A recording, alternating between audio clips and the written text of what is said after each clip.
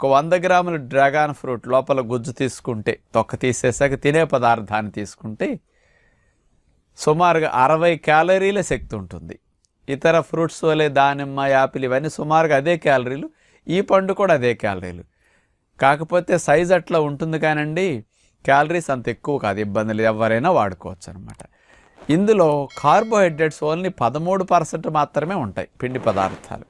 Fibre మాత్రం 3 grams fibre ఉందన్నమాట. కొవ్వులు అసలు ఉండవు, 0.